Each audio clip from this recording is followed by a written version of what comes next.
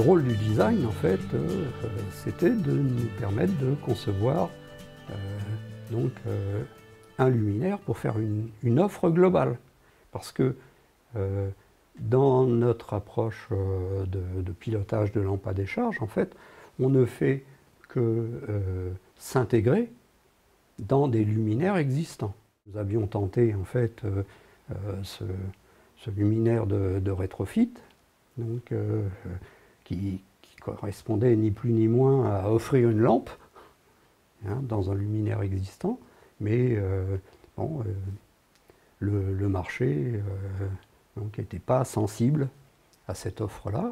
Le travail du coup ça a été aussi de remplacer tout cet élément par un travail de refroidissement passif en fait, en disposant les LED de manière déjà sur le design même du luminaire, travailler sur cette circulation d'air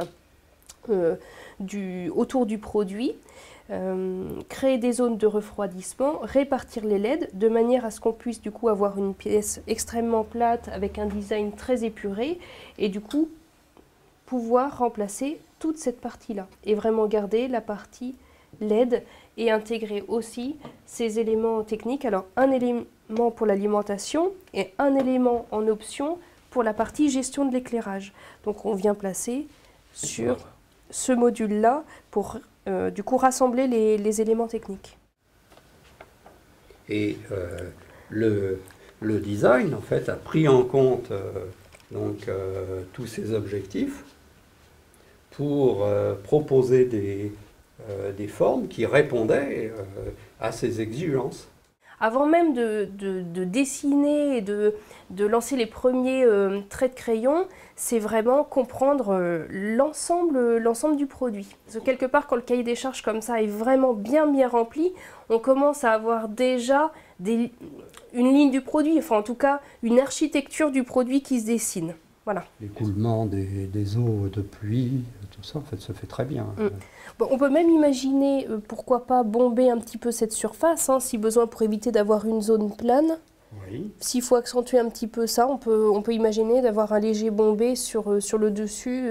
Ça ne modifiera pas le reste. À la limite, ça permettrait même d'affiner un tout petit peu ici, du coup d'avoir une coupe un petit peu comme celle-ci. À voir au niveau esthétique sur ce que ça donne en volume.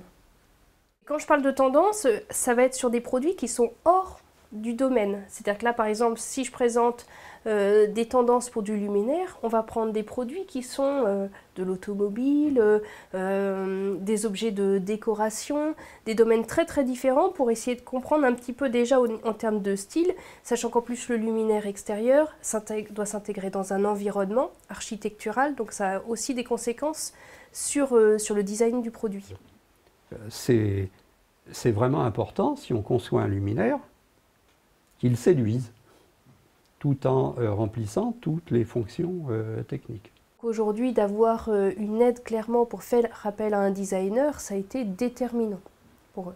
Je pense que dans les 2/3 des cas, il n'y aurait pas eu, en tout cas, il n'y aurait pas eu cette démarche aussi complète. C'est ça aussi, c'est que ça a permis d'intégrer vraiment en amont le design et pouvoir faire vraiment une étude complète et non pas arriver à la fin avec, en gros, voilà, le produit est déjà quasiment terminé et faire vraiment un léger regard de designer ou retoucher 2-3 lignes, voilà. Par contre, j'étais pas persuadé que, partant en fait d'une conception esthétique, on allait en fait bonifier la partie technique.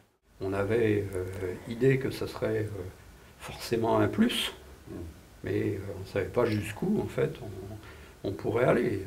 Bon, maintenant, on a une meilleure idée de ce que l'on peut faire et donc nos nouveaux projets seront orientés design. Donc pris en compte dès le début. Ouais. Pas chercher après comment on habille l'ensemble.